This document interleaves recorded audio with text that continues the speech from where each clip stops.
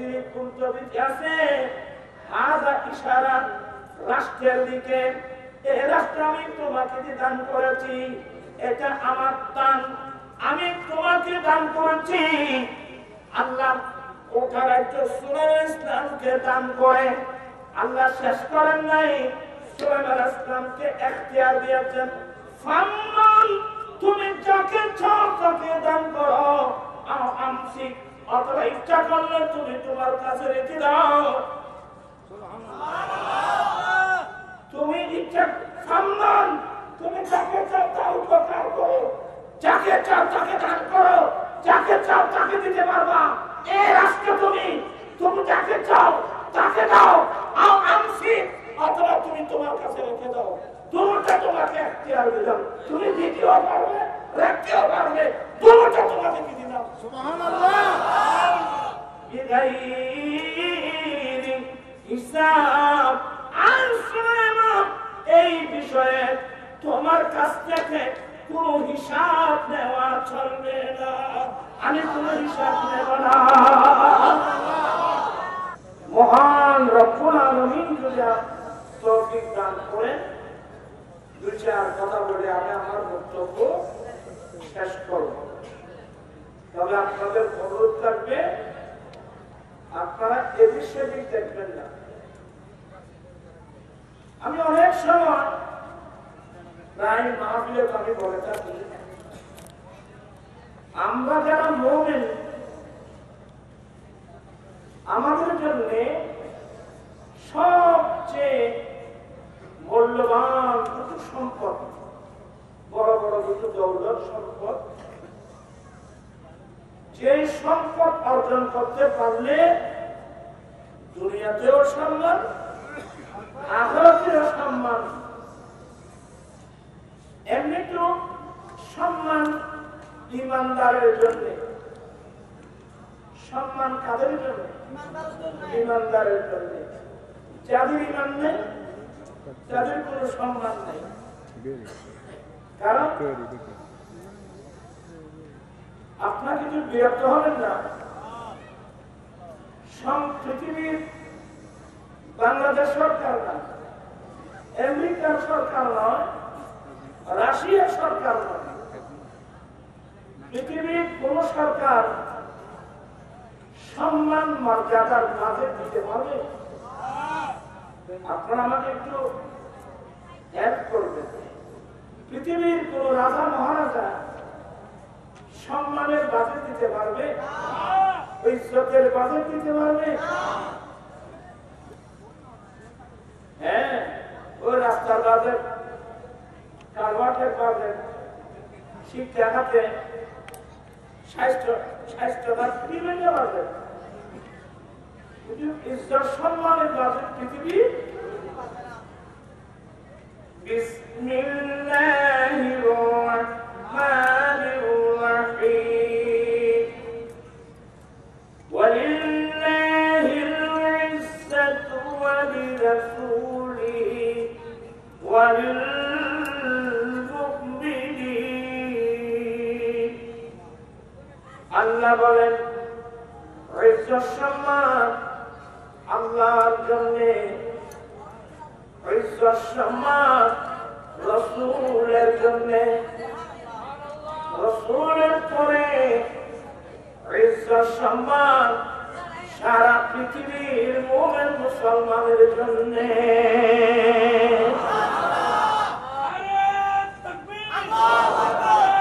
আমার জীবন মরণ আযাবো মাদারি রঙে, আমার জীবন মরণ মাদারি, সেই রঙে রঙিন হলে আল্লাহ রাসূল থাকবে আমার সঙ্গে। আমার জীবন মরণ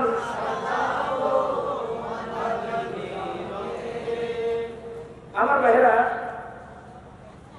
বলছিলাম, আল্লাহ নিজে বলছেন ইজ্জত সম্মান আল্লাহর জন্য, ইজ্জত সম্মান রাসূলের জন্য, আর রাসূলের পরে ইজ্জত সম্মান মুমিনের জন্য। আমার ভাইরা, আপনি ইজ্জত চাইলে সম্মান চাইলে পাবেন না তো। কারণ পৃথিবীর কোন সরকার ইজ্জতের বাজেট দিতে পারবে না, বেইজ্জতির বাজেট দিতে পারবে না। ইজ্জত দেয় না বলে আল্লাহ,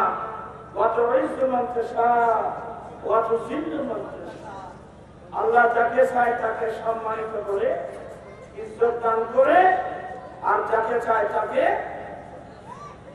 বেইজ্জত করে। মানে ইজ্জতের বাজেট দেয় না মালাকে, আর কেউ বলবেন না? ইজ্জতের বাজেট দেয় না মালাকে, ইজ্জতের বাজেট দেয় না মালাকে আল্লাহ। আল্লাহ নিজেই বলেছিলেন ইজ্জত সম্মান আল্লাহর জন্য, ইজ্জত সম্মান রাসূলের জন্য, ইজ্জত সম্মান মুমিন বান্দাদের জন্য। এবার শুনুন, বিসমিল্লাহির রাহমানির রহিম। ওয়ালা তাহিনু ওয়ালা তাহজানু ওয়া আনতুমুল আ'লাউনা ইন কুনতুম মুমিনিন। আল্লাহ বলেন, তোমরা চিন্তিত হবে না, দুঃখিত হবে না, চিন্তিত হবে না, তোমরা সবার উপরে থাকবে। কে বলছে? আল্লাহ বলছে তোমরা সবার উপরে থাকবে। গোটা বিশ্বে তোমাদের নেতৃত্বে চলবে, তোমাদের কর্তৃত্বে চলবে, তোমাদের নেতৃত্বে চলবে। তবে একটি মাত্র কন্ডিশন, সত্যি যদি তোমরা মুমিন হয়ে থাকো। পাকিস্তানেরা মুসলমান, বিশ্বে মুসলমানের কোন অভাব নাই, প্রায় 150-200 কোটি মুসলমান। এতগুলো মুসলমান দিয়ে কি করবো? আমার প্রশ্ন হলো, মুমিন কয়জন?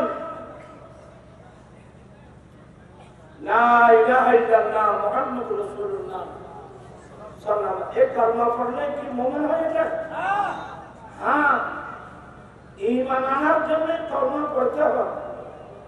তবে শুধু মুখে কলমা পড়ার নাম কি না? ঈমান না। ঈমান কিসের নাম? আমার দয়াল নবী বলছেন, আমরা যেগুলো পড়ি না, আমরা আশেপাশে মানুষের বই পড়ি, শিক্ষক থেকে সব পড়ুন, আমার মুখে মুখে পড়বেন। ভালো করে বসছেন, রোজানু হয়ে বসেন, নামাজের মতো করে বসেন। আমি বেশিক্ষণ থাকবো না, পড়ুন, আমার মুখে মুখে পড়তে পারবেন তো? আমি একটু ক্লাসের মতো করে কিছু কথা বলবো। আলা রাসূলুল্লাহ সাল্লাল্লাহু আলাইহি ওয়াসাল্লাম, লা ঈমানা লিমান লা মুহাব্বাতা লাহু। আল্লাহর নবী বলেন, যার অন্তরে মুহাব্বত নাই, যার অন্তরে আমি নবীর ভালোবাসা নাই, তার কাছে ঈমান নাই। তাহলে বুঝে গেল রাসূল পাক সাল্লাল্লাহু আলাইহি ওয়াসাল্লামের ভালোবাসার নাম ঈমান।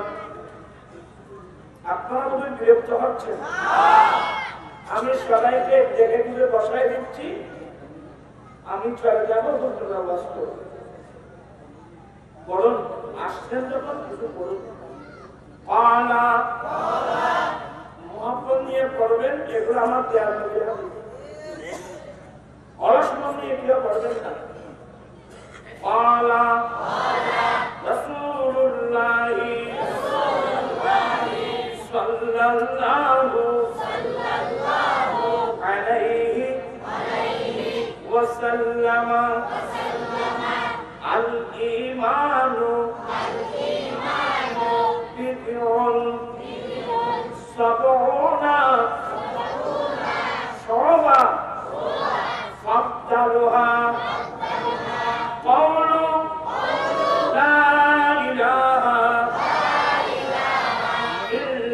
ইল্লাল্লাহু ওয়া আদনাহা ইমাতাতুল আযাব আনিত তরিকি ওয়াল হায়াউ শুবাতুম মিনাল ঈমান। এগুলো বুখারী মুসলিমে পড়লে পাবেন, মিশকাত পড়লে পাবেন, হাফিজুল হাদিস ইমাম বাইহাকি তার বিখ্যাত কিতাব শুআবুল ঈমান নামক কিতাবে এই হাদিসগুলো নকল করছেন। আল্লাহর নবী বলেন, ঈমানের ৭০ থেকে ৭৯ বিদুন শব্দ ৩ থেকে ৯ পর্যন্ত, ৩ থেকে ৯ পর্যন্ত বোঝানো হয়। আর সবর মানে ৭০, ৭০ আর ৯ কত হবে? ৭৯। কিন্তু মুসলিম শরীফের হাদিস এখানে আলেমরা জানা, একটু মনোযোগ সহকারে এগুলো শুনবেন। মুসলিম শরীফের মধ্যে আছে সিত্তুনা বিদউন সিত্তুনা শুবা, কিন্তু মিশকাতের মধ্যে এটাকে মুত্তাফাকুন আলাইহি হাদিস বলছে। মুত্তাফাকুন আলাইহি মানে যে হাদিসের পর ইমাম বুখারী ইমাম মুসলিম একমত, সনদান মতনান যে হাদিসের মধ্যে কি একমত। এখানে তো ইখতিলাফ হয়ে গেল। মুত্তাফাকুন আলাইহি হলো কিভাবে? এক রাওয়ায়াতের মধ্যে আছে ৬০ থেকে ৬৯, আর হাদিসের মধ্যে আছে ৭০ থেকে ৭৯। একমত হলো কিভাবে? আসলে হাদিস বুঝতে হবে যে এখানে সংখ্যা নির্ণয় করার উদ্দেশ্য না, এখানে উদ্দেশ্য হলো যে ঈমানের অনেক শাখা প্রশাখা আছে, এটা বোঝানোর উদ্দেশ্য। আপনারা আমার দিকে আছেন? আল্লাহ নবী বলেন, হে আমার উম্মত, ঈমানের ৬০ থেকে ৬৯ অথবা ৭০ থেকে ৭৯ মুরাদ হলো ঈমানের অসংখ্য শাখা প্রশাখা আছে। এই ঈমানের প্রচুর পরিমাণ ঈমানের শাখা প্রশাখা আছে। ফাদলুহা কাউলু লা ইলাহা ইল্লাল্লাহ। ঈমানের এতগুলো শাখার মধ্যে সবচেয়ে উত্তম শাখা হলো লা ইলাহা ইল্লাল্লাহ মুহাম্মাদুর রাসূলুল্লাহ। তাহলে বলুন, এখানে কাউলু লা ইলাহা ইল্লাল্লাহ আছে, মুহাম্মাদুর রাসূলুল্লাহ তো এখানে নেই। এটা সংক্ষিপ্ত ইখতিসার বলা হয়, কিন্তু যেখানে কাউলু লা ইলাহা ইল্লাল্লাহ আছে আপনাকে বুঝে নিতেই হবে ওখানে মুহাম্মদুর রাসূলুল্লাহ আছে, পড়তে হবে। কারণ কোন মানুষ যদি কিয়ামত পর্যন্ত লা ইলাহা ইল্লাল্লাহ লা ইলাহা ইল্লাল্লাহ লা ইলাহা ইল্লাল্লাহ পড়তে থাকে, একটিবারও যদি মুহাম্মদুর রাসূলুল্লাহ সাল্লাল্লাহু আলাইহি ওয়াসাল্লাম না বলবে, সে মুমিন হবে না। তাহলে হাদিস বুঝতে হবে, এখানে কল লা ইলাহা ইল্লাল্লাহ মানে পূর্ণ কালমা, লা ইলাহা ইল্লাল্লাহ মুহাম্মাদুর রাসূলুল্লাহ। আমার নবী বলেন, এখানে একটা কথা বলি, আমরা কিভাবে মানুষ ঈমান বাঁচাবে? এখন যারা ঈমান আনে নাই তাদের কথা বলে কোনো লাভ নাই। তো যারা ঈমান আনছে হুজুর, এই যুগের বড় বড় হুজুর বুঝেন, যারা ফেসবুকের মধ্যে একেবারে ভাইরাল, আপনার কথা বলে বুঝতেছেন বাবা? আমার কথার মধ্যে রং কথা বলবো না। আজকাল অনেক যারা একেবারে ফেসবুকের মধ্যে কি বাইরে আনে, সমস্যা তো ওখানে না। একজন বলছে রে আমি 6 মাস পর্যন্ত হাদিস তালাশ করলাম, কোথাও কলমা তালাশ করে পেলাম না। প্রাণ কৃষ্ণেরা ইসলাম ধর্ম পৃথিবীর জমিনে আসছেন 1400 বছর হয়ে গেল। কি বলেন? কেউ যদি একটা পাবলিকই বাংলাদেশের কোন পাবলিক এই কথাটা বলে নাই, বলছে কে? একজন হুজুর, একজন আমাদের ভাই হুজুর বলছে যে ওনাকে কলমা কোথাও পাইনি। আমি ওলামাদের একমাত্র আমার অনুরোধ থাকবে, আপনি যদি কলমা না পেয়ে থাকেন তাহলে তো আপনি আমাদের কাছে জিজ্ঞাসা করলে তো আপনি তথ্যটা পেয়ে যেতেন। তুমি কোন আলেম ওলামাদের কাছে জিজ্ঞাসা না করে হুট করে আপনি ফেসবুকে একটা বলে দিলেন আমি 6 মাস পর্যন্ত কলমা তালাশ করলাম, কোথাও পেলাম না। তাহলে এই কথা বললে পাবলিক স্কুলের ছাত্র, কলেজের ছাত্র, ইউনিভার্সিটির ছাত্র, হ্যাঁ, মুসলমানের মধ্যে একটা খারাপ প্রতিক্রিয়া সৃষ্টি হবে না? ধীরে ধীরে এত বড় হুজুর উনি বলছে যে কলমা নাকি কোথাও নাই। তো আমরা কোথেকে বললাম? আপনি তো আলেমদের কাছে জিজ্ঞাসা করলে তো এই তথ্যটা আপনি পেয়ে যেতেন। ইমাম তাবরানী রাহমাতুল্লাহ আলাইহি মুআজামে আওসাত একটা ইসলামিক পতাকার রেওয়ায়াত নকল করে বলছে আমার নবী যুদ্ধের মাঠে যে পতাকা ব্যবহার করেছেন ফিহি মাকতুবুন লা ইলাহা ইল্লাল্লাহ মুহাম্মাদুর রাসূলুল্লাহ। সেই পতাকার মধ্যে কলমা কি আছে? কলমা লেখা আছে লা ইলাহা ইল্লাল্লাহ মুহাম্মাদুর রাসূলুল্লাহ। এটা এক রেওয়ায়াত। মাসানিনে খাওয়ার জমি এগুলো আপনারা বুঝবেন না, ওই মৌলবীরা বুঝে কিনা সন্দেহ। এই কিতাবের মধ্যে ইমাম আযম ইমাম আবু হানিফা রাহমাতুল্লাহ আলাইহি সনদে ইমাম আযম আবু হানিফার সনদে হাদিস নকল করেছেন যে জান্নাতের ছায়ার মধ্যে 3টা লাইন দেখা গেল। এক লাইনের মধ্যে লেখা আছে লা ইলাহা ইল্লাল্লাহ মুহাম্মাদুর রাসূলুল্লাহ। আল্লাহু আকবার।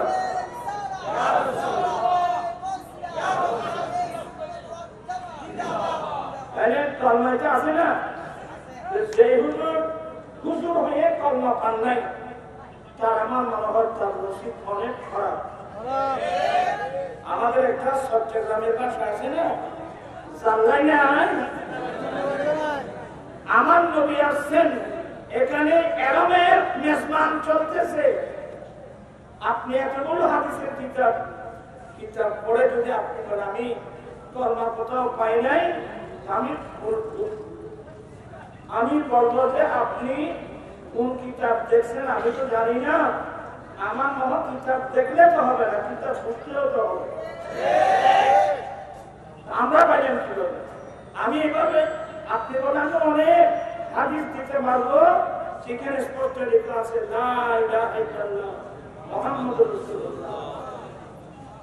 আমার ভাইয়েরা, শুধু এগুলো না, ইমাম বাইহাকী রিওয়ায়াত নকল করছেন হযরত সাইয়েদনা ওমর ফারুক রাদিয়াল্লাহু তাআলা আনহু থেকে একটা দুইটা হাদিস না। আমার ভাইয়েরা, আদম আলাইহিস সালাম যখন ওই আল্লাহ আদম আলাইহিস সালাম এবং আমাদের আম্মা আমি জান দুজনকে বলছেন এ আদম তুমি তোমার ওয়াইফকে নিয়ে এই জান্নাতের মধ্যে থাকো। উসকুন আনতা ওয়া যাওজুকাল জান্নাতা ওয়া কুলা মিনহুমা রাগাদা হাইতু শাইতুমা। আর কোন বই আর ওটা বল অসরল বলে গেছে আদম তুমি তোমার ওয়াইফ সহ তোমরা দুজনে জান্নাতের মধ্যে থাকো, যতগুলো ফল ফ্রুট আছে এই জান্নাতে, যতগুলো ফল ফ্রুট জান্নাতে, কত ফল ফ্রুট আমরা বলতে পারবো? আমরা বলতে পারবো? আমার ভাইয়া, আমার আল্লাহ বলেন, আদম তুমি তোমার স্ত্রীকে নিয়ে তোমরা জান্নাতে থাকো, জান্নাতের যে কোনো ফ্রুট তোমরা ফল ফ্রুট খাও, ওয়ালা তাকরাবা হাদিহি শাজারাতা, সাবধান তোমরা দুজনেই ওই গাছের পাশে যেও না, তোমরা দুজনে ওই গাছের পাশে যেও না। তো গাছের পাশে না যাওয়ার অর্থ হলো ওই গাছের ফল ভক্ষণ করো না। এগুলো আল্লাহর হিকমত। আদম আলাইহিস সালাম তো আল্লাহ বানিয়েছেন বেহেশতে রাখার জন্য, আল্লাহ তো আদম আলাইহিস সালামকে বানিয়েছেন কোথাকার জন্য?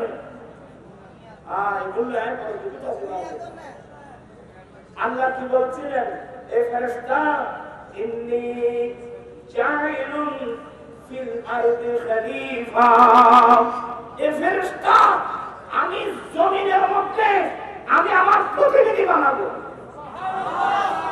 আমি আমার প্রতিনিধি বানাতে যাচ্ছি। কোথায়? আয় বাবু তোমার ভোজন আসলাম ভোজন নেই और हमारा कभी बुझते लो ये आते তোমরা আসবে না, তোরা যদি পড়লে তাহলে তোমরা আমার সামনে আসবে। আজ ফের মক্কাগুলো বিজ্ঞানী নিজে আমাদের আল্লাহুম্মা সাল্লি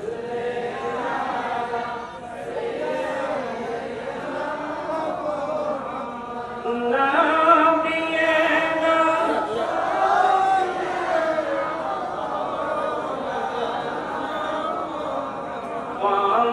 जंगा पाखरी ने चिनी दयाल जोगी के अरमान भोए चिनी नारी दुख रहीम पाने ते अल्लाह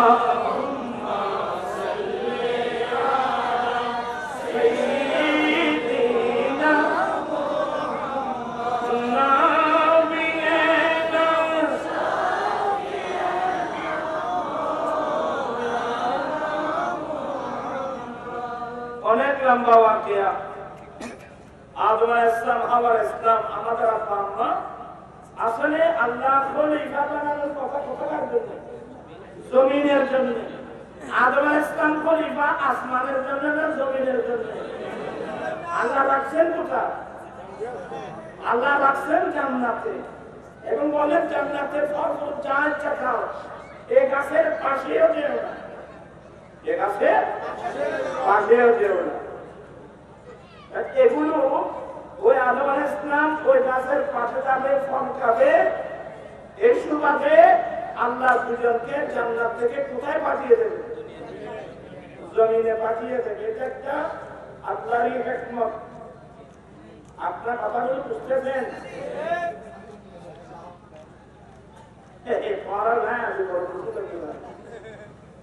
এটা আল্লাহর হিকমত। হিকমত মানে কিভাবে বুঝাবো? অনেকে এগুলো বুঝে না। আমার ভাইয়েরা, আদম আলাইহিস সালাম আর মূসা আলাইহিস সালাম, আমার দেন নবী বলেন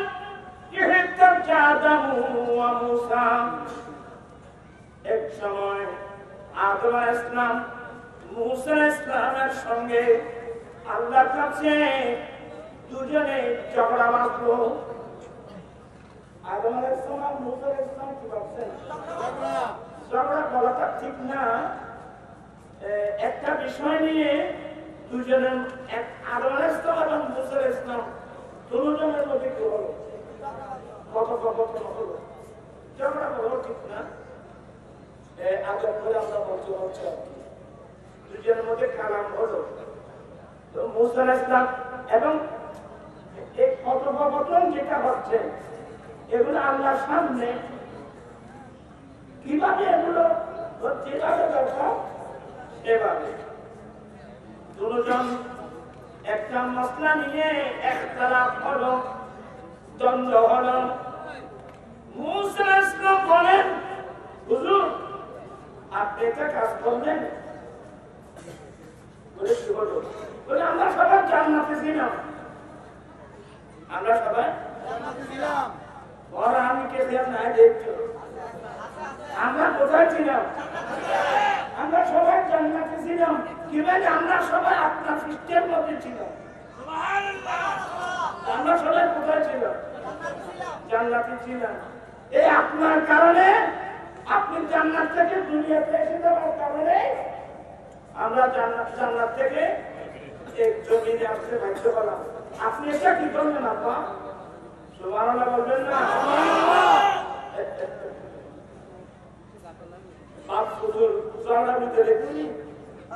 আমরা তো জান্নাতে ছিলাম, আমরাও ছিলাম তো। আর আমরা আমরা কোথায় ছিলাম? আমরা জান্নাতে ছিলাম, মানে বাবার পৃষ্ঠে। তো বাবা যেখানে, ছেলে মেয়েরাও। আদম আলাইহিস সালাম আল্লাহ বানিয়েছেন কোথায়?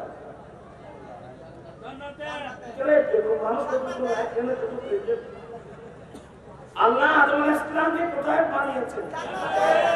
আমাদের আম্মাকে কোথায় বানিয়েছিলেন? আমরা ওই মা বাবার ছেলে। হ্যাঁ, এজন্য তো আমার নবীর দর্শন হলো উঁচু নিচু নাই বিদাবে, সব সমান গুণক্রমে। উঁচু নিচু নাই বিদাবে, সব সমান গুণক্রমে। আদম হাওয়া হতে পয়দা, আদম হাওয়া হতে পয়দা।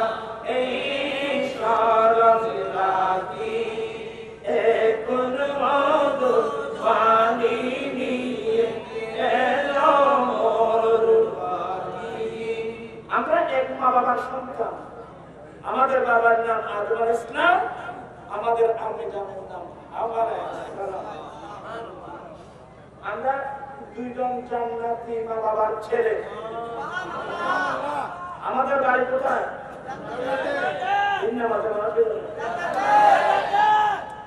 জান্নাতে যাওয়া লাগবে তো কেন?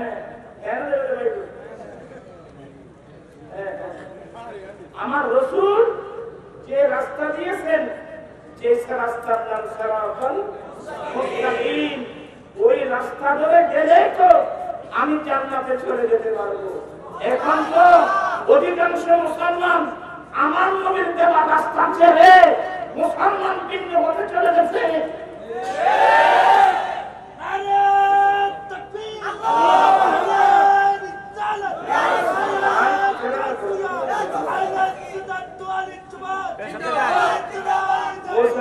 বলেন, বাবা আমরা তো জান্নাতে ছিলাম, আপনি কেন জান্নাতে গেলেন? আপনার কারণে আমাদেরকে এখানে চলে আসতে হলো।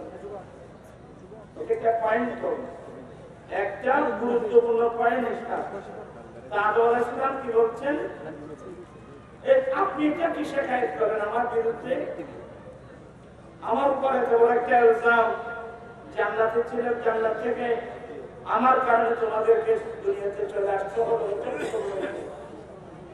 তুমি আল্লাহ আমাদেরকে বানানোর আগে কত হাজার বছর আগে আল্লাহ আমাদেরকে দেখছেন।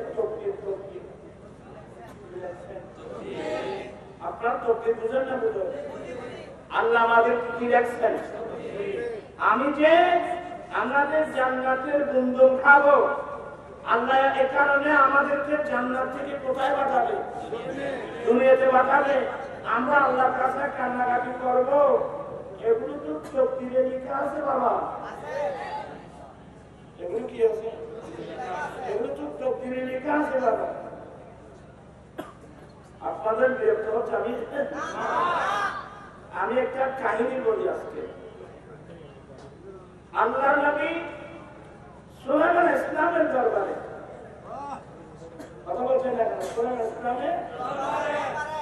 ইসলামের ব্যাপারে একটা ফাঁকি থাকতো, ফাঁকি। ওই ফাঁকির নাম হুদহুদ, ইংরেজিতে বলে হুপি। বলে ফাঁকি বুঝলেন? এক। দ্বিতীয় নম্বর আরেকটা ফাঁকি হলো খান।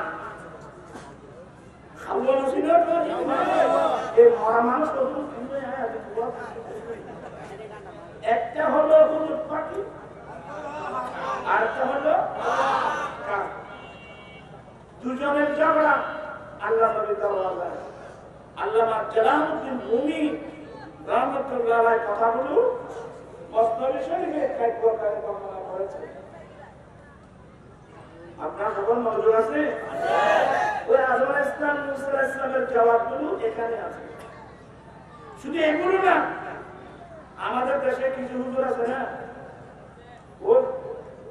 ওই হুজুর আর কি, এক হুজুর বক্তব্য রাখতেছে, নবী যদি গায়েব জানতো, নবী যদি গায়েব জানতো, উহুদের যুদ্ধে নবীর নিজের দলদান শহীদ হবে, এটা নবী জানলেন না কেন? আপনার ছেলের খুব মনোযোগ। আমি ঈমান আকায়েদের মাসলা বলছি গভীর ভাবে। তো বলছে যে নবী যদি গায়েব জানতো, অথবা আমার রাসূল গায়েব জানে না, এটা বোঝানোর জন্য ওই হুজুর যে যুক্তি পেশ করলো, আমার রাসূল পাকের কাছে উদ্দেশ্য জ্ঞান থাকতো, তাহলে উহুদের মাঠে দমদান শহীদ হবে, এটা নবী জানলেন না কেন? নবী জানলে তো যেতেন না। ইমানি হচ্ছে আবার ঠিক ঠিক ঠিক উহুদের মাঠে নবীর দমদান শহীদ হবে, এটা নবী জানে না। এখানে অনেক স্কুল কলেজের ছাত্ররা আছে, এটা কি শুদ্ধ হয়েছে কথাগুলো? নবীর কাছে যদি গায়েবী আলম থাকতো, নবী যদি গায়েব জানতো, উহুদের মাঠে নবীর সন্তান শহীদ হবে, এটা নবী জানলেন না কেন? আমি তাদের কাছে একটা প্রশ্ন রাখি, আপনারা যে বলছেন নবীর কাছে যদি গায়েবী আলম থাকতো, তাহলে নবীর উহুদের মাঠে সন্তান শহীদ হবে, এটা নবী জানলেন না কেন? হ্যাঁ, আপনারা একটা দিলেন। আচ্ছা, নবী কার নির্দেশে চলে? আর বলেন না, আল্লাহর নবীরা কার নির্দেশে চলে? আমার প্রশ্ন হলো, আমার নবীর সন্তান শহীদ হবে যুদ্ধের মাঠে, এটা আল্লাহ জানলেন না কেন?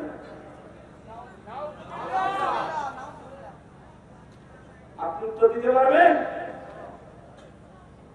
যে ব্রেন লাগবে, কোরআন হাত বাংলাদেশের কাছে লেখাপড়া করতে হবে। আপনি কি বললেন নবীর কাছে যদি গায়েবী আলম থাকতো, তাহলে উহুদের মাঠে দমদান শহীদ হবে, এটা জানলেন না কেন? জানলে তো তিনি যেতেন না। আমার প্রশ্ন হলো, আমার আল্লাহ তো আলেমুল গায়েব, সমস্ত গায়েব জানলে মালাকে আল্লাহ, তো আল্লাহ জেনে শুনে নবীকে উহুদের মাঠে পাঠাবেন কেন? কথা বুঝেন না মনে হয় আপনারা? আমার ভাইরা, আল্লাহ রাস্তায় শরীক হওয়া অনেক বড় নিয়ামত। বিসমিল্লাহির রাহমানির রাহিম। ওয়ালা তাকুলু লিমান ইউকতালু ফি সাবিলিল্লাহি আমওয়াত বাল আহয়া ওয়ালাকিন লা তাশউরুন। আমার আল্লাহ বলেন, যারা আল্লাহর রাস্তায় নিহত হন, যারা আল্লাহর রাস্তায় শাহাদাত বরণ করে, এদেরকে তোমরা মৃত বলো না, অমায়া ওরা জীবিত। ওয়ালাকিন লা তাশউরুন, কিভাবে জীবিত এটা বোঝার শৌর, সে অনুভূতি তোমাদের কাছে নাই। কি বলতে হবে? আর কি বলতে হবে? যারা আল্লাহর রাস্তায় শাহাদাত বরণ করেন ওদেরকে কি বলতে হবে? যারা শাহাদাত বরণ করেন ওরা তো মরে না, ওরা তো জীবিত, ওরা সত্যিকার আরো জীবন পায়। বিসমিল্লাহির রাহমানির রাহিম। লা তাহসাবান্নাল্লাযীনা কুতিলু ফি সাবিলিল্লাহি আমওয়াত বাল আহয়াউন ইনদা রাব্বিহিম ইউরযাকুন। আল্লাহ বলেন যারা আল্লাহর রাস্তায় শাহাদাত বরণ করেন এদেরকে মৃত্যু মুখে বলা তো দূরের কথা, তোমারা মনে মনেও এরা মৃত্যু বলে ধারণা করতে পারবা না। এরা জীবিত, এরা কি আরে তুলে এরা কি এরা জীবিত, জীবিত না। আল্লাহর পক্ষ থেকে তাদের কাছে কি এসে থাকে? রিজিক এসে থাকে। চিৎকার দিয়ে বলুন না সুবহানাল্লাহ। আরে আল্লাহর রাস্তায় শাহাদাত বরণ করা এটা তো বড় নিয়ামত। এই যে এরা যে যুক্তি পেশ করে যে নবীর কাছে যদি গায়ে আলাপ থাকতো তাহলে নবী উহুদের মাটির দল ধ্বংসই হবে, নবী জানলেন না কেন? জানলে তো তিনি যেতেন না। এগুলো কি ইমানদারি কথা? এবার আমি আপনাদেরকে যে বুঝাতে চেয়েছিলাম ওই কয়টা বাকি? একটা হলো হুদহুদ, আরটা হলো কাক খাওয়ের মারা। একটা হলো হুদহুদ, সবার মনোযোগ আছে তো? হুদহুদ পাখি এসে বলছেন, সোহেল আলাইহিস সালামের সামনে এসে বলছেন, সালাম দিলেন, হুজুর আপনি আমাকে আপনার দরবারে জায়গা দেন। তো তুমি জায়গা দিলে কি করবি? বলো হুজুর আমি আপনার উপকার করবো। সুবহানাল্লাহ বলবেন না? কার উপকার? আরে মুখিয়েন যে আমার জন্য আজ আমি বই না শুনি কথাই বুঝে দেবো। আর আমি আপনি আমাকে আপনার দরবারে জায়গা দিলে আপনার কি হবে? আপনার লাভ হবে। মনোযোগ আছে সবার? নাই মহারাজ গেল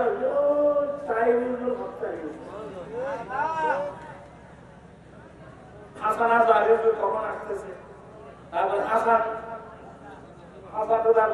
কখন আসতেছে, কখন সুন্দর সুন্দর নাচ শুনবো। আপনারা আসলে আমি আছি আরেকটা। এটা এই ওয়াজগুলো কোথায় কাছে জানেন? কোন মনোযোগ সহকারে শুনবেন? তো হুজুর পাকি বলছেন যে আল্লাহ আলাইহিস সালামকে দুনিয়ার সূর্য উদয় অস্ত থেকে আরম্ভ করে অস্তরা পর্যন্ত গোটা পৃথিবীর বাদশাহী আল্লাহ সুবহানাহু ওয়া তাআলাকে দিয়েছেন। হ্যাঁ, ওয়াহাবলি মারাওয়া আবসা ওলানি এডা মারাবু সুলাইমান আলাইহিস সালাম আল্লাহর কাছে দোয়া করলেন, রাব্বি গফিরলি। নাম্বার 1, আল্লাহ তুমি আমাকে ক্ষমা করে দাও। আল্লাহ আল্লাহ তুমি ইস্তিগফার অনেক বড় নিয়ামত। সুলাইমান আলাইহিস সালাম বললেন, রব্বুল আলামিন তুমি আমাকে মাফ করে দাও। এই কথা বলার পরে ওয়াহাবলি মুলকান ওয়াহাবলি মুলকান লা ইয়ানবাগি লিআহাদিন মিন বাদি। সুলাইমান আলাইহিস সালাম আল্লাহর কাছে দোয়া করলেন, রব্বুল আলামিন তুমি আমাকে ক্ষমা করে দাও।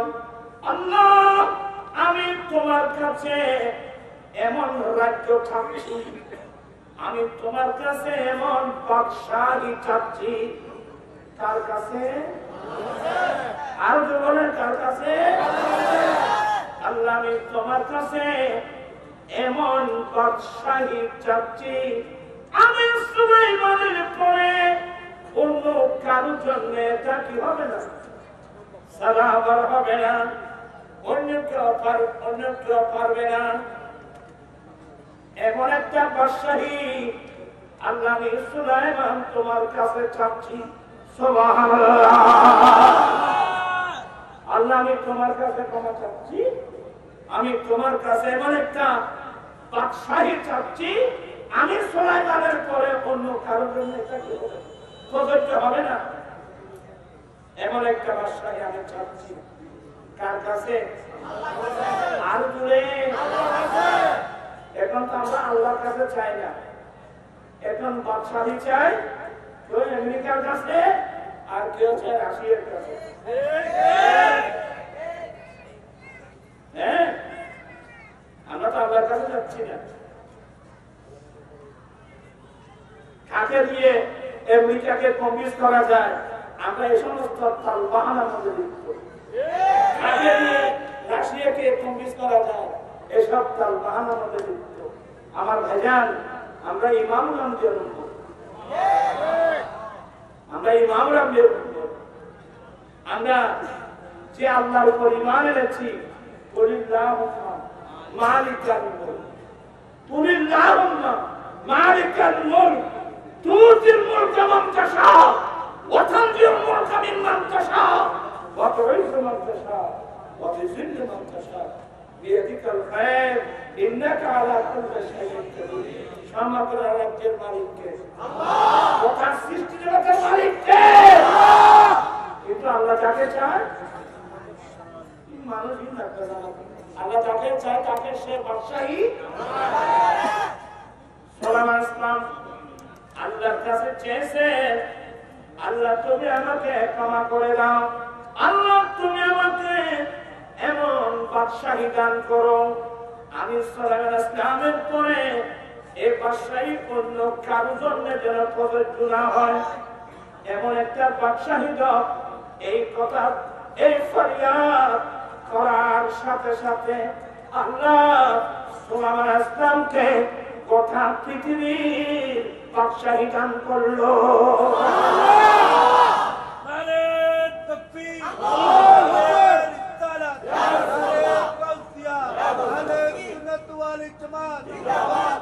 আপনারা কি দেখতে পাচ্ছেন? আমাকে একটু কথা বলার সুযোগ তো। দোয়া আল্লাহ দরবারে কি হয়ে গেছে? বাদশাহী দিয়েছেন তো? কতটুকু?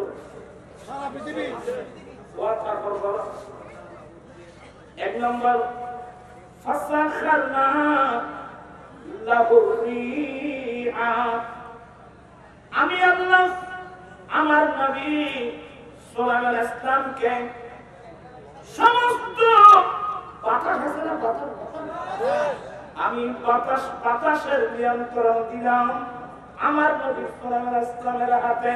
কি মানে? বাতাসগুলো আমার নবী সুলাইমান ইসলামের নিয়ন্ত্রণে করে দিলাম। এখন বাতাস কার নির্দেশে চলবে?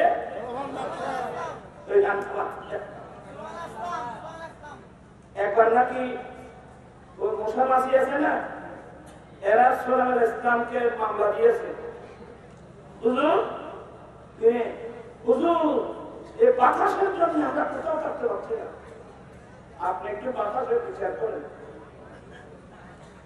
এই বাতাসের কারণে আমরা থাকতে পারছি না, হুজুর আপনি বাতাসের একটু বিচার করুন না।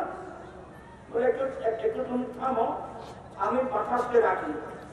বলে হুজুর বাতাস আমাদেরকে মেরে নিয়ে চলে যাবে। বলে বাবা বাদী না আসামি না আসলে আমি বিচার করবো না। কথা বুঝতেছেন না? আজকে এগুলো কি আসলো এই সমস্ত কথাবার্তা? আচ্ছা দেখি আর বেশি না, অল্প সময়। আল্লাহ সুলাইমান ইসলাম সর্বপ্রথম করো ফাসাখারনা রিহা,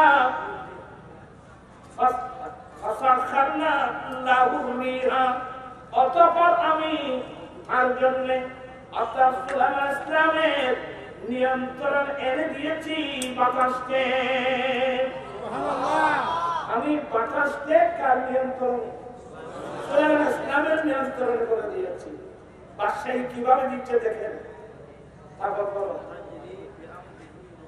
তাজরি বিআমরিহি রুহা, ওই বাতাস ওনার হুকুমে, ওই বাতাস সুলাইমান ইসলামের নির্দেশে খুব নম্রতম্র হয়ে দ্রুত বেগে নয়, মৃদুভাবে মৃদুভাবে বাতাস সুলাইমান ইসলাম বাতাসকে ওনার তখ্ত উড়াই নিয়ে যেখানে পৌঁছাবার নির্দেশ দেবে, সে বাতাস ওখানে নিয়ে যাবে। এই যে প্লেন আবিষ্কার, বাতাসের উপর দিয়ে প্লেন যাচ্ছে, এটা সুলাইমানের সূত্র কিন্তু কোরআন থেকে। হ্যাঁ, বাতাস সুলাইমান ইসলামের নির্দেশ। হে বাতাস, এদিকে আমার তখ্ত, আমি সুলাইমান ইসলামের তখ্তশালী, এক অমুক জায়গায় নিয়ে যাও, দুনিয়ার পশ্চিম প্রান্তে নিয়ে যাও। মুহূর্তের মধ্যে নিয়ে যেতে আবার নির্দেশ দিলে বাতাস এসে আবার পৌঁছে দিতেন। এ বাদশাহী। এরপরে বলো ওয়াশায়াতিনা কুল্লা বান্নাইন ওয়া গাফফাস, এবং শয়তানদেরকে আল্লাহ শয়তানদেরকে সুলাইমান ইসলামের নিয়ন্ত্রণে দিয়েছেন। শয়তান কার নিয়ন্ত্রণে? শয়তান সুলাইমান ইসলামের নিয়ন্ত্রণে।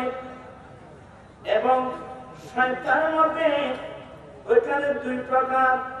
এক প্রকার হলো পান্না, যারা রাজপ্রাসাদ নির্মাণ করবে, যারা রাজপ্রাসাদ বানাবে, যারা বিল্ডিং তৈরি করবে। এই যে বাইতুল মুকাদ্দাস সুলাইমান ইসলাম কার মাধ্যমে করাইছিলেন? ওই জিন জাতির মাধ্যমে করাইছিলেন। ওয়া গাফফাস দুবুরি, আমার মায়েরা আল্লাহ কোরআনে বলেন, আমি সুলাইমান ইসলামের জন্য শয়তানদেরকে, জিন জাতিদেরকে, শয়তানদেরকে আমার নবী সুলাইমান ইসলামের নিয়ন্ত্রণে করে দিয়েছি। যেগুলো প্রাসাদ তৈরি করবে, আরেকজন আছে ডুমুরি, গাফফাস মানে ডুমুরি। সুবহানাল্লাহ বলবেন না? তারপর বলো ওয়াখারিনা, আমি তো এভাবে করতে গেলে অনেক দেরি হয়ে যাবে। আল্লাহ সুলাইমান ইসলামকে অনেক নিয়ামত করছেন, দান করছেন। আপনারা আমার দিকে আছেন? তো আমি মাঝখান থেকে ছেড়ে দিচ্ছি, দেরি হয়ে যাচ্ছে। লাস্ট আল্লাহ কি বলছেন? হাযা আতাউনা, এটা আমার মূল পয়েন্ট। হাযা আতাউনা ফামনুন আও আমসিক, এ সুলাইমান, এটা আমি আল্লাহর দান, আমি তোমাকে দান করেছি। সুলাইমান হাযা আতাউনা, তাফসীর কুরতুবী আছে হাযা ইশারা রাষ্ট্রের দিকে, এই রাষ্ট্র আমি তোমাকে দান করেছি, এটা আমার দান, আমি তোমাকে দান করেছি। আল্লাহ ওটা রাজ্য সুলাইমান ইসলামকে দান করে আল্লাহ শেষ করেন নাই, সুলাইমান ইসলামকে এখতিয়ার দিয়েছেন। ফামনুন, তুমি যাকে চাও তাকে দান করো, আও আমসিক, অথবা ইচ্ছা করলে তুমি তোমার কাছে রেখে দাও। তুমি ইচ্ছা ফামনুন, তুমি যাকে চাও তা উপকার করো, যাকে চাও তাকে দান করো, যাকে চাও তাকে দিতে পারবা। এই রাষ্ট্র তুমি যাকে চাও তাকে দাও, আও আমসিক, অথবা তুমি তোমার কাছে রেখে দাও। দুটোটা তোমাকে এখতিয়ার দিলাম, তুমি দিতেও পারবে, রাখতেও পারবে, দুটোটা তোমাকে দিয়ে দিলাম। সুবহানাল্লাহ। বিগাইরি হিসাব, আর সুলাইমান, এই বিষয়ে তোমার কাছ থেকে কোনো হিসাব নেওয়া চলবে না, আমি কোনো হিসাব নেব না।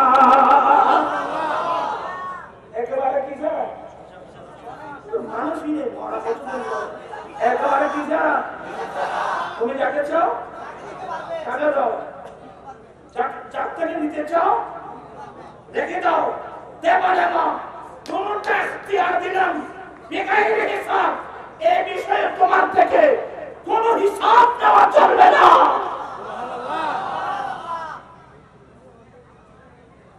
আমার বাবারা আর আমরা আমার দয়াল নবী ইনি তো বাদশা, এই জগতের বাদশা না, আমার নবী তো বাদশার বাদশা।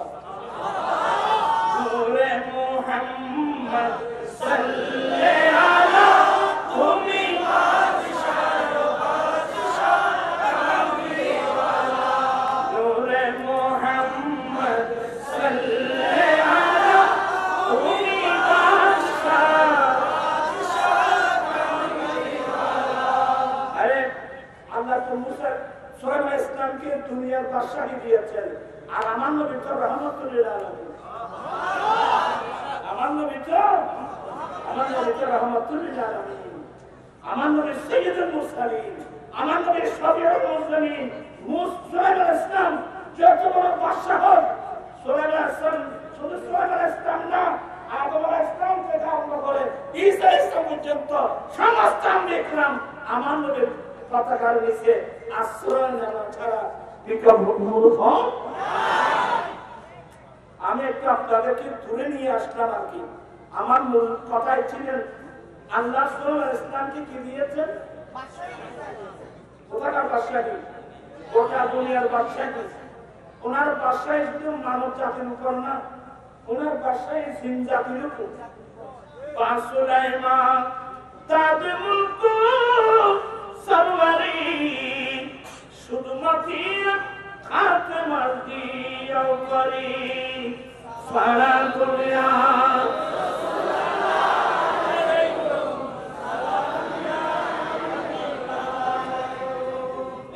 সুলাইমান ইসলামকে আল্লাহ বাদশাহী দিয়েছেন, বাতাস ওনার নিয়ন্ত্রণ করে দিয়েছেন, জিন জাতিকে ওনার নিয়ন্ত্রণে এনে দিয়েছেন, নিয়ন্ত্রণ করে দিয়েছেন, এবং আল্লাহ ওনাকে ইখতিয়ার দিয়েছেন।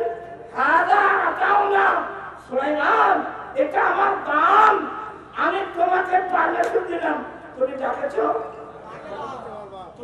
চাও তাকে দাও, যার থেকে দিতে ইচ্ছা মানে রেখে দাও, বিগাইরে হিসাব। কোন হিসাব নেওয়া চলবে না, আমি কোন হিসাব নেব না। আল্লাহু আকবার কবির। শুধু এগুলো না, কথা তো বাইরে বাবা, ये आज वालों को सुनना भी होगा जरा बोल वाइन हो वो आज वालों को सुनना भी होगा बाबा क्या ताकि आपके जो नवाज को एक बार कैसे ना आवाज निकल रहा है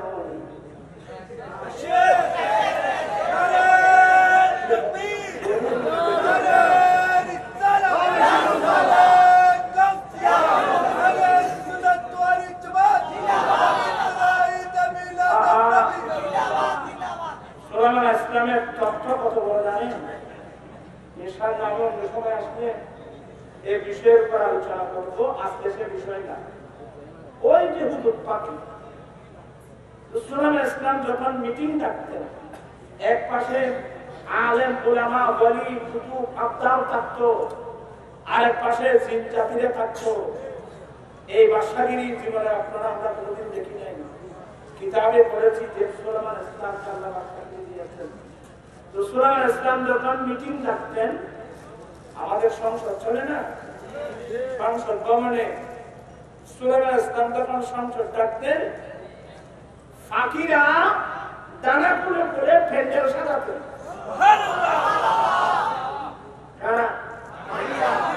ফাকিরা ওখানে কোনো বিল্ডিং নেই। এখন আমাদের সংসদ ভবনে 1 ঘন্টা সংসদ চালান না, কয় লক্ষ টাকা বিল হবে জানেন?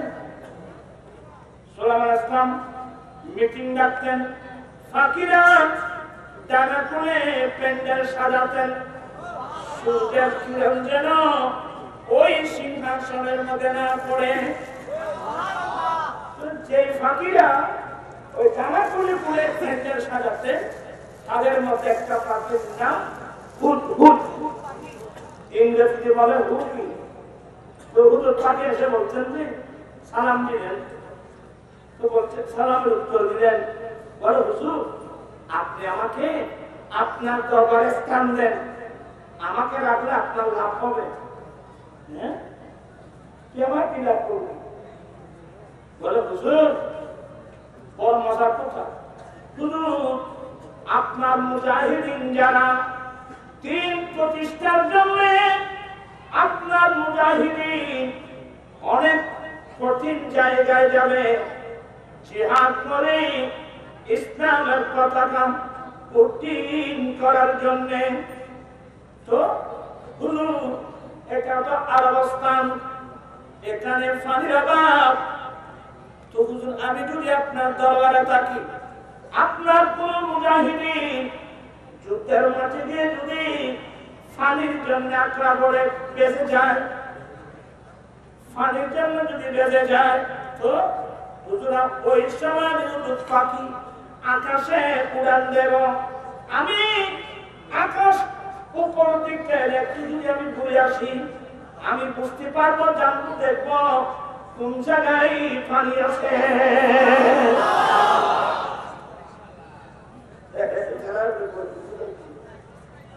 হুজুর পাখি বলেন, হুজুর আমি হুজুর পাখি একটু যখন ঘুরে আসবো, উড়ে আসবো, কোন জমিনে পানি আছে আমি চোখে দেখি। আবার তোরা এখন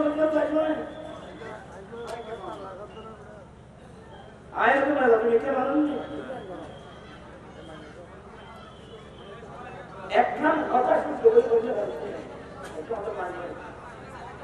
আপনার ইটার আরো তিনি ভয়টা কেমন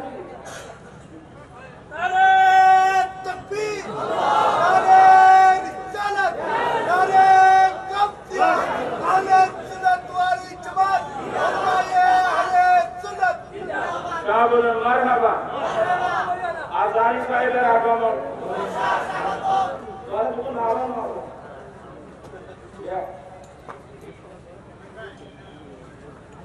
মাশাআল্লাহ। এখনই তসলিম রাসূল ভাই আজকে আমি মাওলানা সৈয়দ মাওলানা হাসান আজহারি মুতাজিল্লু, আল্লাহ ওনার আগমনকে আমরা কবুল করব। আমিন। আহলান সাহলান, মারহাবা মারহাবা।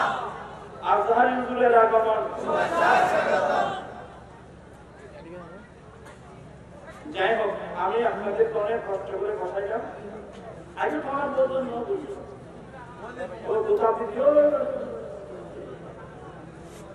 এই কথাটা একটু 10 মিনিটে শেষ করব। কি বলতে চেয়েছিলাম, আপনাকে আমার কথাকে 10 মিনিট সুযোগ দিবেন ইনশাআল্লাহ। ওরা মোবাইল করে উঠতে পারে দেখেন,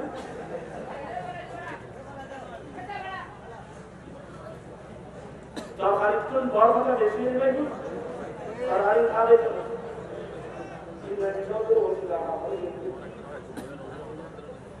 বড় যে আমার ক্যান্সারটা আয়া ক্যান্সার বলতে পারে। তো হুজুর পাখি বলছেন যে হুজুর আপনার মুজাহিদিন যুদ্ধের মাঠে পানির জন্য যদি বেঁচে যায়, ওই সময় আমি থাকলে আকাশে উড়ান দিয়ে আসলো, আমি আকাশ থেকে নিচের দিকে দৃষ্টি দিলে কোন জমিনে পানি আছে এটা আমি চোখে দেখি। আমি মুহূর্তের মধ্যে এসে আপনাকে পানির সন্ধান দেব হুজুর, কোন জায়গায় পানি আছে আপনি আপনার মুজাহিদিনদেরকে পাঠিয়ে দেন। বিরাট প্রধান না বাবা, মাশাআল্লাহ আমার তোমার বেশি দরকার। আজ থেকে তুমি আমার দরবারে থাকবে, আমার দরবারে থাকবে। এখন আজ থেকে ওই সুলাইমান ইসলামের দরবারে, বাদশার দরবারে হুদুদ পাখির দাম বেড়ে গেল। হুদুদ পাখির দাম বেড়ে গেল। তো বাদশার দরবারে একজনের দাম বাড়বে, আবার আর হুজুর আছে নিয়ে দেন না পারে হুজুর এর দাম কিনলে পাইছে আছে না? তো এই হুদুদ পাখির এগুলো সব সমস্যাগুলো দেখছিল ওই কান এতে বলতে কি রানাই আর তোমার বেশি খারাপ ছিল কাক পরে হুজুর আল্লাহ সুলাইমান ইসলামকে পাখিদের বাসা বানিয়ে দিয়েছে। আপনার এগুলো মেমরিতে রাখবেন বাবা। কাক পরে হুজুর কি রে বলে হুজুর এই যে হুজুর পাখি আপনাকে বললো আকাশে উড়ান দিলে আকাশ থেকে কোন জমিনে পানি আছে চোখে দেখে, এটা একটা জাহামিত্যা কথা হলো। মিথ্যা কথা? এই হুজুর মিথ্যা বলার জন্য লোক আত্মা আসলে পাপ নেই, এই নবীর সাথে মিথ্যা মানবাইতে একবার নবীর কাছে মিথ্যা, বাদশার সাথে মিথ্যা। হুজুর এই যে হুজুর পাখি বলল আপনার মুজাহিদিনরা যুদ্ধের মাঠে গেলে কোথাও যদি পানির জন্য রেখে যায়, এ পাখি আকাশ থেকে উড়াল দিয়ে আসলে আকাশ থেকে কোন জমিনে পানি আছে সেগুলো এগুলো একেবারে যাহা মিথ্যা কথা। মিথ্যা কথা বলে হ্যাঁ। তো সুলাইমান ইসলাম উনি নবী না বাবা, উনি কত বড় বাদশা নবী না, বলে এ খান এই হুজুর পাখি যে আমাকে মিথ্যা বলছে, এর পিছনে তোর কাছে কোন দলিল ডকুমেন্ট আছে? আপনারা কোন মহাজু কিন্তু সুলাইমান ইসলাম বলেন এ খান হুজুর পাখি যে আমাকে মিথ্যা বলছে, এর পিছনে তোমার কোন দলিল ডকুমেন্ট আছে? তো খান বলতেছে হুজুর আমি কি দলিল ডকুমেন্ট ছাড়া কথা বলি? ও খবর তো কি আছে কাকের কাছেও দলিল আছে।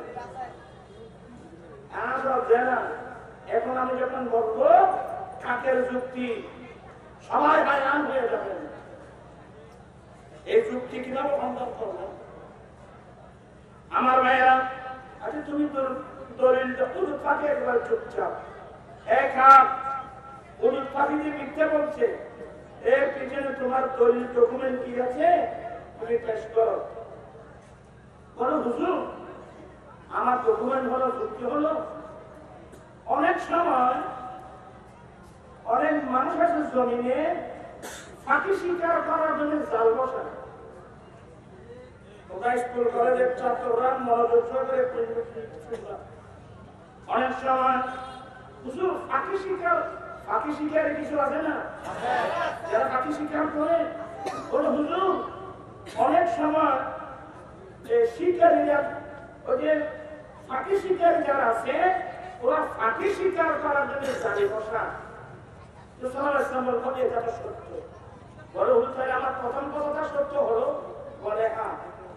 বলে দ্বিতীয় কথা হুজুর আমি চোখে দেখেছি ওই শিকারীদের জালের মধ্যে এই হুজুর পাখি আটকা পড়ছে।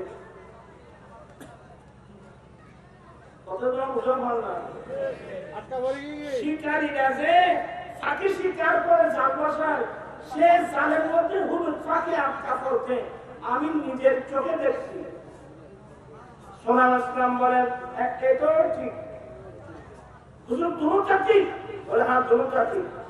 বলে ফাঁকি শিকার করার জন্য মানুষ জমিনের মধ্যে জাল বসায়। সুলাইমান ইসলাম বলে এটাও ঠিক। দ্বিতীয় নম্বর ওই জালের মধ্যে আমি অনেকবার দেখেছি এই হুজুর পাখির মতো পাখি সেই জালের মধ্যে আটকা পড়তে। সুলাইমান ইসলাম বলেন এটাও ঠিক। তাহলে হুজুর দুটোটা ঠিক? বলে হ্যাঁ দুটোটা ঠিক। হুজুর প্রমাণ হয়ে গেল হুজুর পাখি শিকারীদের জালের মধ্যে বাঁচলো কেন? হুজুর পাখি শিকারীদের জালাটা পড়লো কেন? তাহলে বোঝা গেল হুদুদ পাখির চোখে ওই জাল দেখে নাই।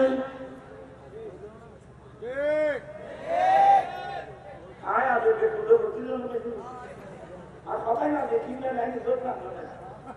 বলতে চাচ্ছিলাম যে যে হুজুর যে চোখে শিকারীদের জাল দেখে না, কারণ এই ফাঁকির জালের মধ্যে বাঁচবো কেন?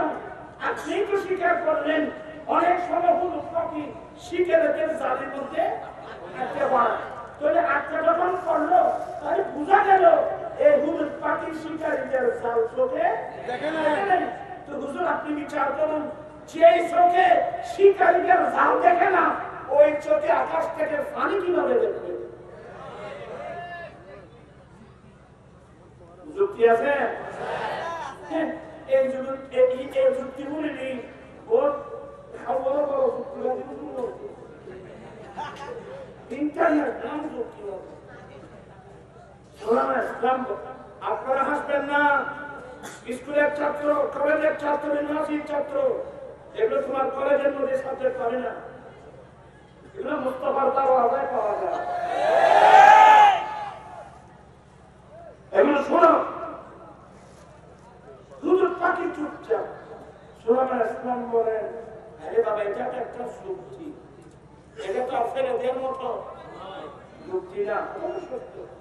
এটাকে মন্ত্রের ভাষায় বলে সবরা প্রধান মিলিয়ে নদীতে বের করা। আপনার সবরা প্রধান বুঝবেন না, বাহ্য বাহ্য বা ফল বা শেষ এগুলো তো বুঝবেন।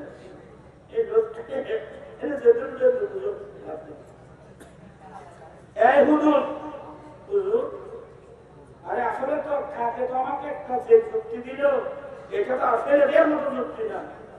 তো খাতের যুক্তিগুলো খণ্ডন করার তোমার কাছে কোন দলিল আছে? হুজুর পাখি বলেন, হুজুর আপনি যদি দয়া করেন, দোয়া করেন, এই কাকের যুক্তি খণ্ডন করা এটা হুজুর পাখির একটা মুখের বাতাস মাত্র। ও এত বড় কঠিন যুক্তি খণ্ডন করা এটা নাকি হুজুর পাখির মুখের বাতাস। কেন? হুজুর পাখি মুমিন, হুজুর পাখি মুমিন। তো হুজুর পাখি কি বলতেছে? এক উত্তর যখন উত্তর বলে, হুজুর আমি হলাম মুমিন, এ খাওয়াবো এতে বেইমান। আপনারা প্রথম এলজাম শুনেন, হাসবেন না। হুজুর আমি হলাম মুমিন, কাক হলো বেঈমান। এটা তো সহজে গ্রহণ করবে না। বলে হুজুর ঈমানের মাসলা বেঈমান কোনদিন বুঝবে না। এবার ফলকে কোন কাজ করবে? হুজুর আমি হলাম মুমিন, এ কাক হলো কি? বেঈমান। ঈমানের মাসলা বেঈমান কোনদিন বুঝবে না। এটা তো ঠিক, ঈমানের মাসলা তো। আর বর্তমান ঈমানের মাসলা অনেক মৌলবীরা পর্যন্ত বুঝতেছে না। আর বই দেখলে আর আমি কাউকে এগুলো বলার দরকার নেই, নসিবের মামলা, এটা যার যার নসিবের মামলা, নাই মুসিবানা ইল্লা মা কাতাবাল্লাহু লানা। হুজুর আমি হলাম মুমিন, এক কাজ হলো কি? ঈমান। বেঈমান কোনদিন ঈমানের মাসলা বুঝবে না। বলে হুজুর তুমি একটু খুলে বলো না। বলে হুজুর আমি একটু খুলে বলছি। হুজুর যারা মুমিন ঈমানদার, যারা যে সমস্ত বিষয়ের উপর ঈমান আনতে হয়, ওই বিষয়ের মধ্যে একটা মাসলার নাম হলো ওয়াল কদরি খাইরিহি ওয়া শাররিহি, তকদীরের উপর ঈমান আনা। এবার একটু বুঝে আসবে। ঈমানদার, ঈমানদার যে সমস্ত বিষয়ের উপর ঈমান রাখে, ঈমানদার সত্য ঈমান। ওয়াল কদরি খাইরিহি আমানতু বিল্লাহি وملائكته وكتبه ورسله واليوم الآخر والقدر خيره وشره من الله تعالى والبعث بعد الموت সত্য ঈমানের একটা হলো তকদীরের ভালো মন্দের উপর কি করা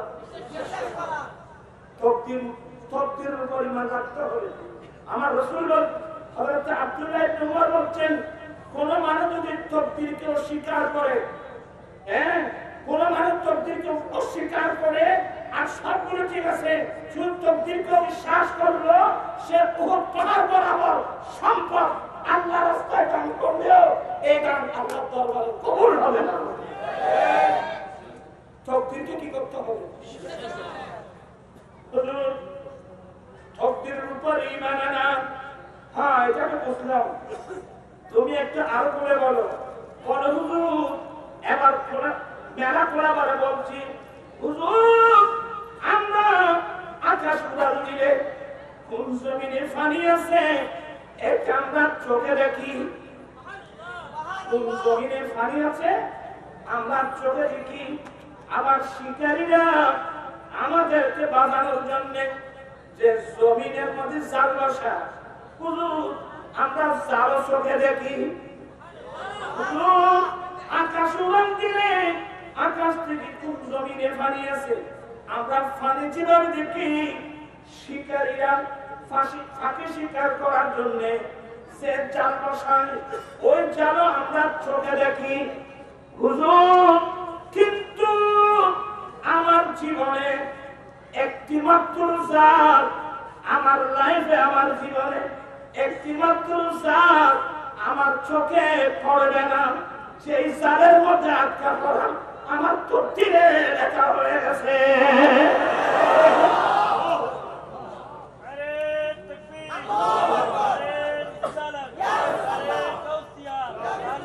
আমি আমার ওই যে হুজুররা যুক্তি কোথায় হুজুরের খাগের যুক্তি কোথায়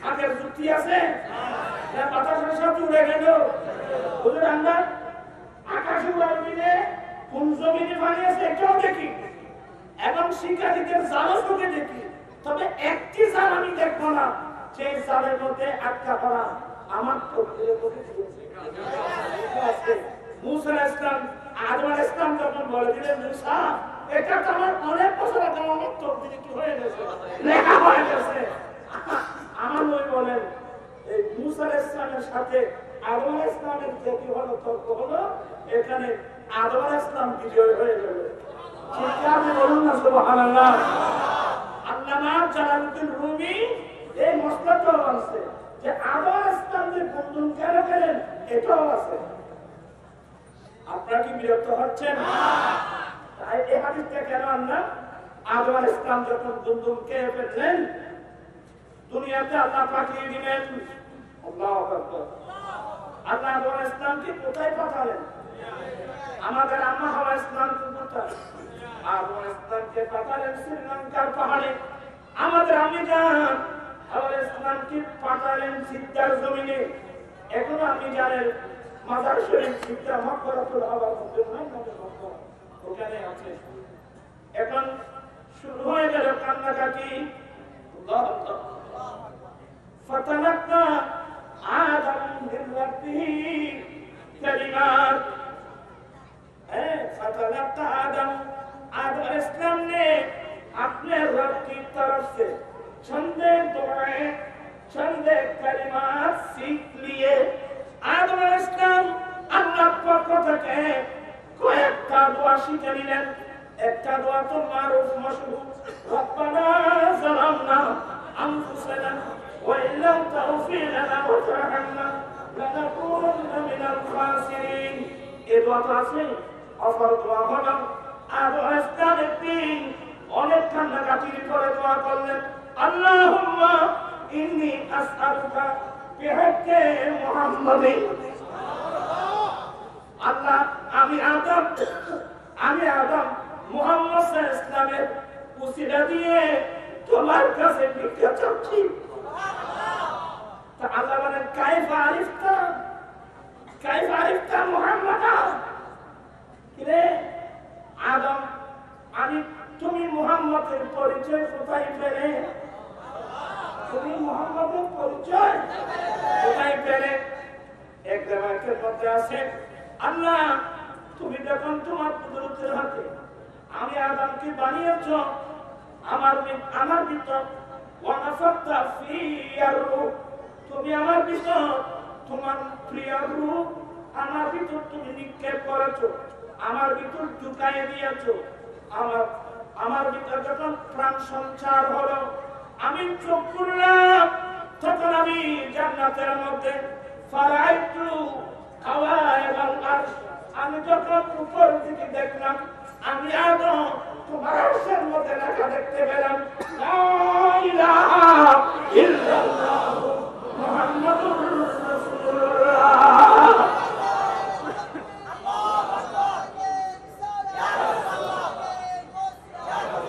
আল্লাহ আমি আদম তোমার নামের পাশে মুহাম্মদ সাল্লাল্লাহু আলাইহি ওয়াসাল্লামের নাম যখন লেখা দেখতে পেলাম, তখন আমি চিন্তা করলাম তোমার সৃষ্টি জগতের মধ্যে তিনি তোমার সবচেয়ে বড় প্রিয়। আল্লাহ তোমার সৃষ্টির মধ্যে তিনি তোমার সবচেয়ে বড় প্রিয়। তোমার বড় প্রিয় না হলে তোমার নামের সাথে এই নবীর নাম কোনদিন আর তুমি লিখতে না।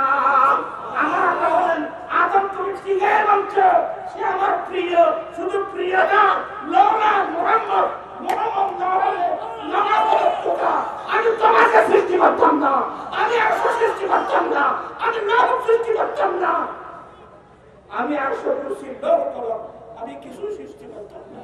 লওলা কালামা খালাকতুল জান্নাহ, লওলা কালামা খালাকতুস সামা, আমি জান্নাত সৃষ্টি করতাম না, আমি কিছু সৃষ্টি করতাম না। আমার আল্লাহ বলছেন যে সাল্লি আলা রাসূলিনা সাল্লি আলা মুহাম্মাদি সাল্লি আলা হাবিবিনা সাল্লি আলা মুহাম্মাদি ওয়া জান্নাতি কুকু জান্নাতা ওয়া দুনাহু কুকু জান্নাহু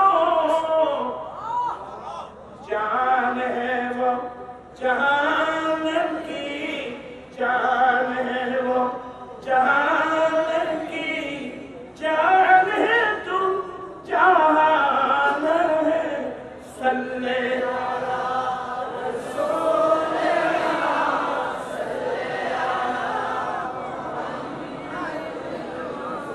सल्ले अला मुहम्मद सल्ले अला मुहम्मद। আমি আপনাদেরকে কষ্ট দেব না, এগুলো একটা আটলান্টিক একটা মহাসাগর, ये वो दरिया है जिसका कोई किनारा नहीं। তবে শিকার জন্য আসতে হবে, মনোযোগ সহকারে শুনতে হবে, বুঝতে হবে, শুধু একটু কানটা শুরু করার জন্য। এগুলো অনেক কঠিন আলোচনা। আমি যে আয়াতে কেরিমা পড়েছি সে আয়াতে কেরিমা ওখানে থেকে গেল। অনুরোধ জানাবো আমরা যারা মুমিন আমাদের জন্য সবচেয়ে বড় সম্পদ এক নম্বর ঈমান, দ্বিতীয় নম্বর ইলম, শরীয়তের ইলম, তরিকতের ইলম, হাকিকতের ইলম, মারফতের ইলম, ইলম দ্বীন। এই দুটো হলো আমাদের জন্য সবচেয়ে বড় সম্পদ। আমি আপনাদের অনুরোধ জানাবো ঈমানের উপর অটল থাকবেন, ঈমানের উপর মজবুত থাকবেন। আমলে যে ত্রুটি আছে এগুলোকে সংশোধন করা দরকার আছে তো। আমি দুইটা নিয়ে আজকে ধর্মঘট আন্দোলন, একটা হলো মাদকের বিরুদ্ধে আর একটা হলো যৌতুকের বিরুদ্ধে। এগুলো আমার নবীর বাগান থেকে এগুলোকে তাড়াতে হবে কিনা? দুই হাত উঠায় বলতে হবে তাড়াতে হবে কিনা? আল্লাহু আকবার।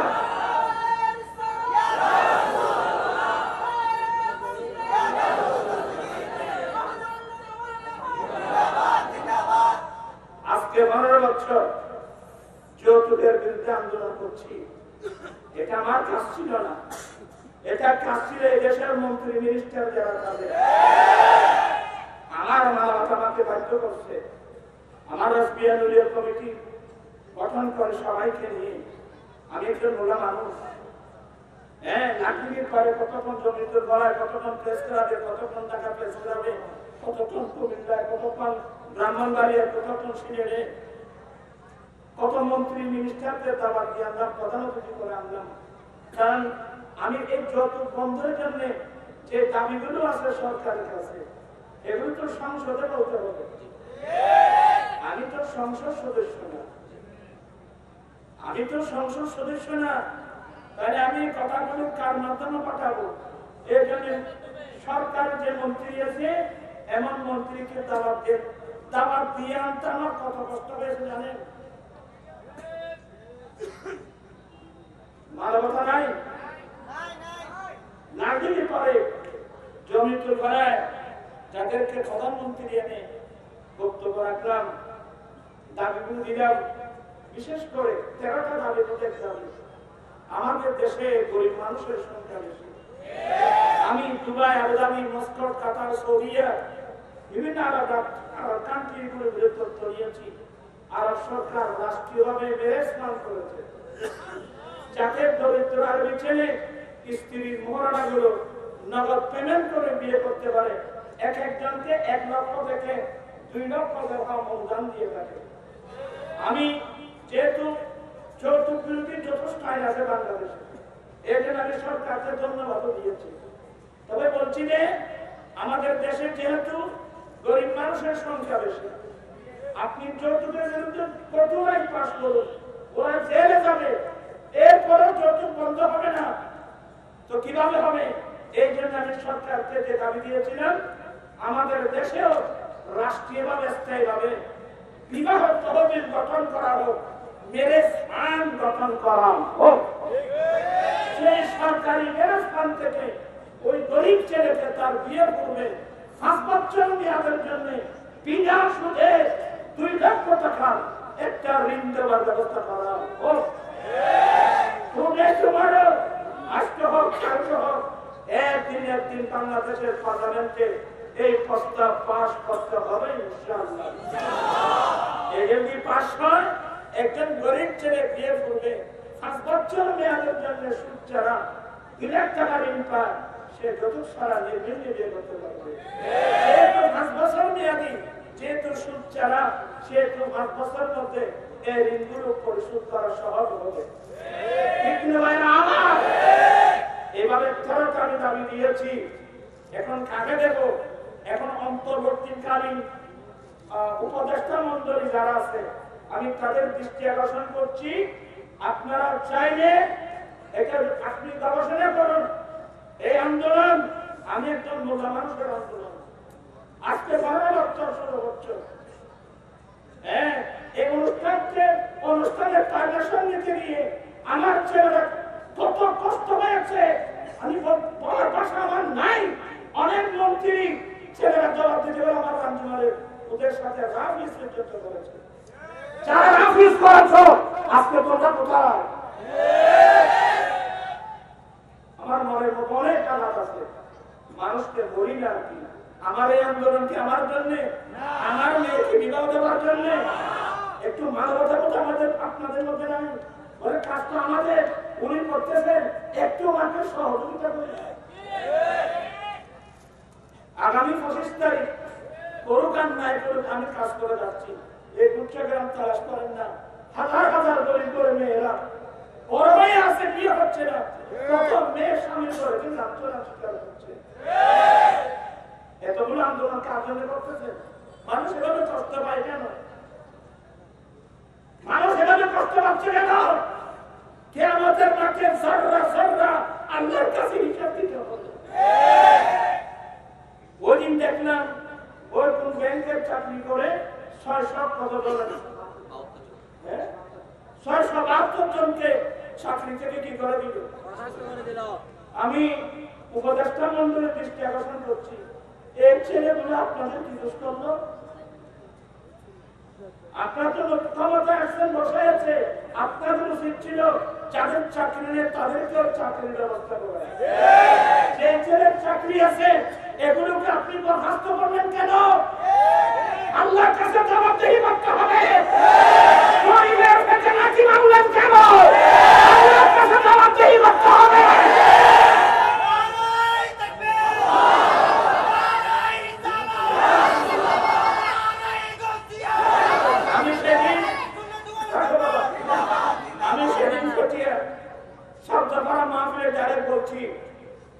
আমি বর্তমান অন্তর্বর্তীকালীন সরকারের যে প্রজেক্টটা আমি আপনাদের দৃষ্টি আকর্ষণ করছি, এগুলোকে একটু পুনর্বিবেচনা করা হোক। আপনাদের এদেরকে যারা চাকরি থেকে বাদ দিয়েছেন এদেরকে পুনর্বিবেচনা করে এদেরকে চাকরিতে বহাল করা হোক। এদের দোষটা কি? আপনারা ফেলে দিতে দিলেন যে গরিব মানুষ, এ ছেলেরা সবাই শিক্ষিত লোক, আপনি শিক্ষিত লোকের মানুষের মধ্যে আপনি কি পারবেন? আমি পুনর্বিবেচনার জন্য অনুরোধ জানাচ্ছি। আমি এখনো কিন্তু আন্দোলনে যাই নাই, একটু অপেক্ষা করুন, ইনশাআল্লাহ শুরু জানাতে ঐক্যবদ্ধ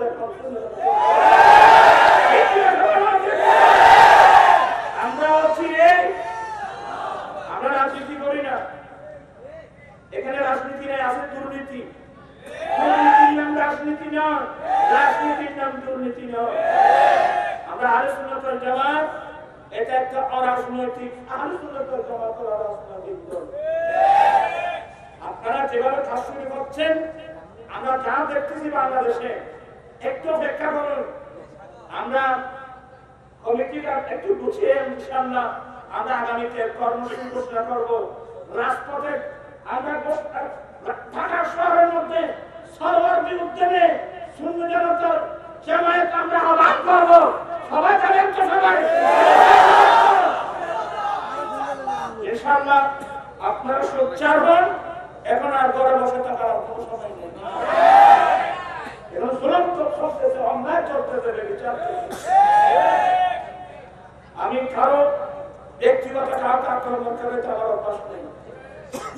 আমি ফাইন ভিত্তিক কথা বলছি, আমার ফাইনগুলোর মধ্যে খারাপ করতে থাকলে বলতে পারবেন। আমি আর কথা না বাড়িয়ে আসলে অনেক কষ্ট দিয়ে ফেলাম আপনাদেরকে। আমি অনেকক্ষণ এত কথা